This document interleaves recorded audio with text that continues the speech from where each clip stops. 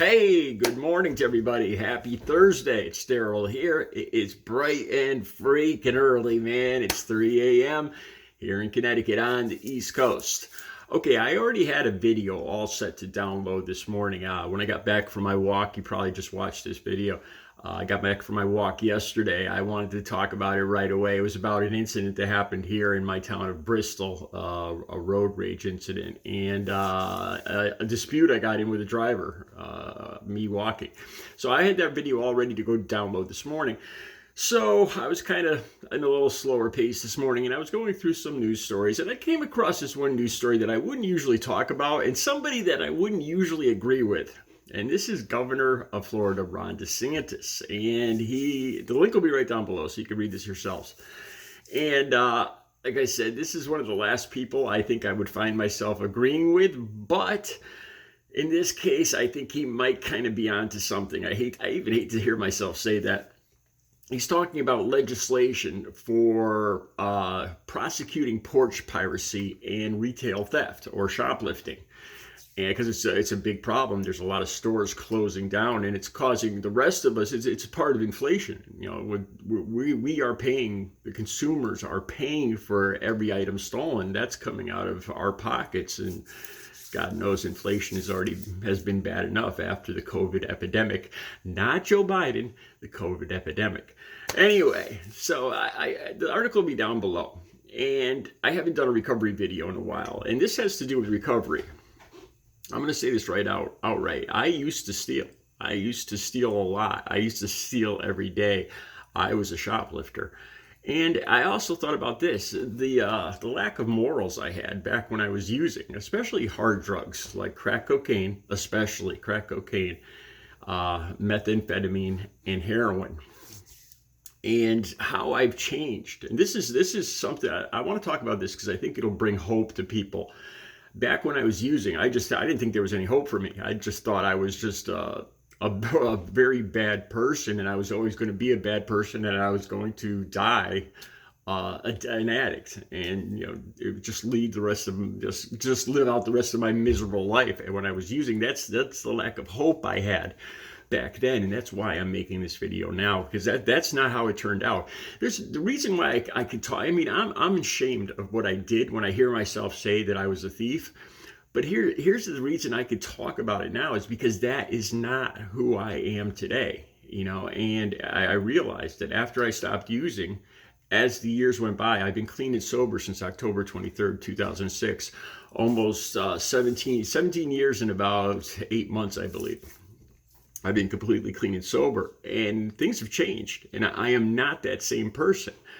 I've talked about this before. Back when I was using, it affects, especially, I think men. This affects men more than women. The way that amphetamine stimulants affect men and their sex drive.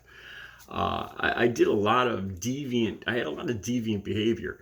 When I would use, I would go to adult bookstores and interact there with people in the back room. I would bring the girls that I was using with there to have group interactions and just weird stuff and adult material and stuff like that. And after I stopped using, the urge to do that, it's not something I consciously tried to stop doing. The urge to do it just went away. And then I realized that wasn't really who I was, as a person. And that's why I don't mind talking about it now, because I realized that I was not a bad person. I wasn't a deviant person, that it was the drugs were affecting my brain, and I was acting out of character of who I really am. And I know that now because I've been clean and sober for coming up on 18 years, and I am not that person anymore. And it's not like it's not like all of a sudden I found God and, I think it's wrong to do that. It's just the urge to do those behaviors are no longer with me, and not because I tried to get rid of them, just because when I stopped using, those urges faded. And that's the reason I'm making this video. Now, specifically, though, I wanted to talk about stealing. There's one thing that I'm really not proud of, and I'm being totally honest with you guys. I remember stealing when I was younger, before I started using.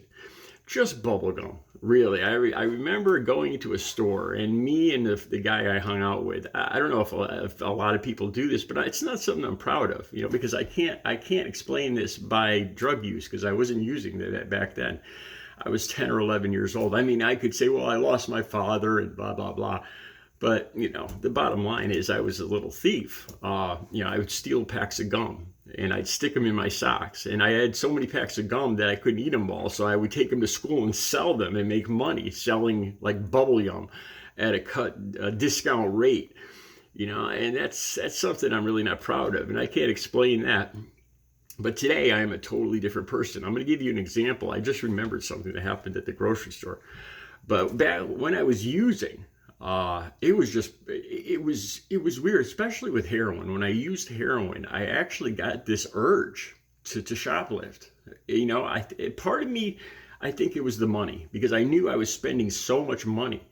I had to spend at least $50 every single day just to be normal, just to function, just to not get sick, just as a baseline. And then anything just to feel a buzz, I'd have to spend over $100 every single day. We're talking, easily $1,000 every single week. And I think stealing was part of a way to somehow equalize that in my brain. But it was strange. There was I didn't feel bad about doing it. I was actually, if I remember the way I felt, I actually wanted to do it. It was an urge to shoplift. And I remember going into the mall, like a mall with my friend, and using before we went in. And I just went in like 5 different stores and stuffed things into my jacket, stuff I didn't even need. I remember the one time I got caught back when I was using, I stole 2 tapes. It was the VH movie Seabiscuit.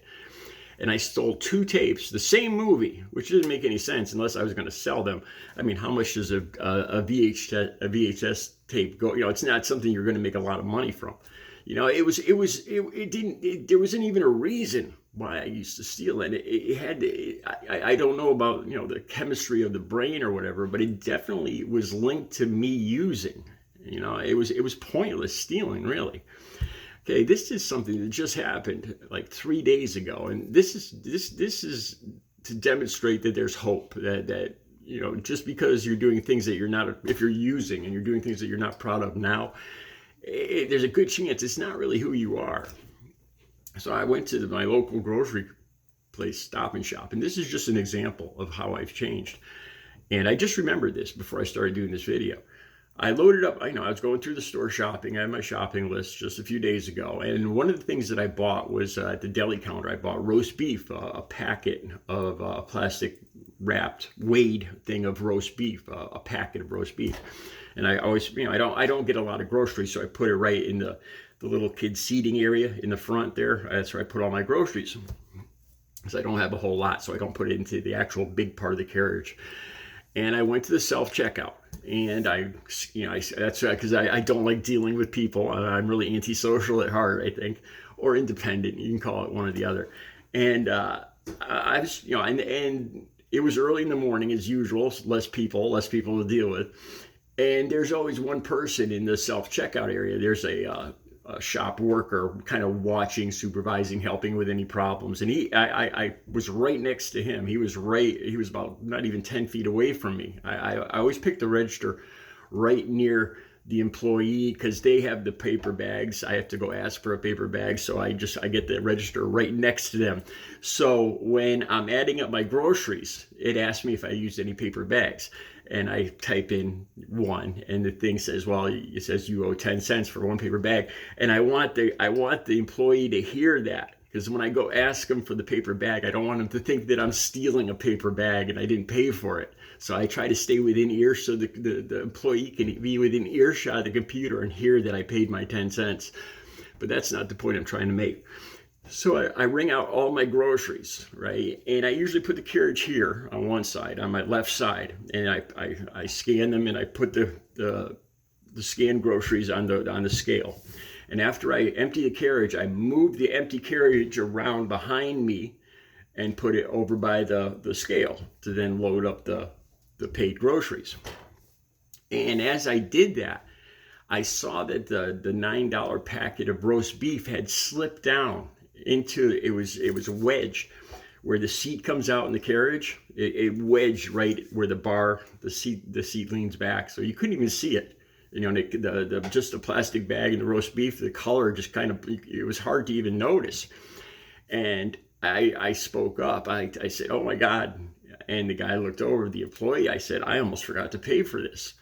You know, and I was, you know, and I had a feeling of, I felt bad.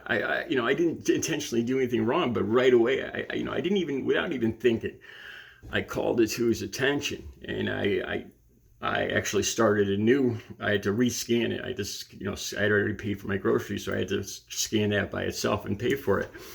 You know, and he didn't look like it was a big deal to him. Now he might have noticed it. He might have noticed it and not said anything just to see what I was going to do. That's a possibility. I thought about that after, you know, and then when I was walking out, maybe he would have said something. But this thing was so hard to see. Chances are I could have just walked, you know, I could have saw it and said, "Oh, I could get away with a $9 thing of roast beef." But you know, my immediate feeling was, "Oh my God, I got to pay for this." You know, I don't want to, you know, because somebody, you know, I realize that now. Somebody has to pay for this. You know, I have my money and the stuff, I pay for the stuff that I want. And that's just how the world works. And I don't mind doing that. You know, I'm not that same person that used to steal. And this isn't because I prayed to God and I found God and because I was guilty or anything like that. I think it's just because the person I was when I was using, the way the drugs affected my brain, it's not there anymore. And I call this the real Daryl, the person that I was meant to be. Although I cannot explain why I stole the bubble gum, the Bubblicious, the Bubble Yum back when I was 10 years old. You know, I don't know what to chalk that up to, but you know, today I am no longer a thief. I mean, I would pay for anything. If that was a $9 bag of roast beef or a 50-cent candy bar. You know, candy bars aren't 50 cents now, but I can't think of anything that costs 50 cents. I still just, I would pay for it. I just, you know, I'm not that same person that used to steal. Anyway, like I was saying, I kind of agree with Ron DeSantis. I hate to say that, but I think if there were harsher penalties, if people knew, you know, with no ifs, ands, or buts, you're going to go to jail if you get caught. Say if you get caught stealing, shoplifting more than three, like your third time, you're going to do 5 years in jail. You know, that sounds fair to me. And I think that the jail sentences should go up with the organized shoplifting rings and the porch piracy, as they call it.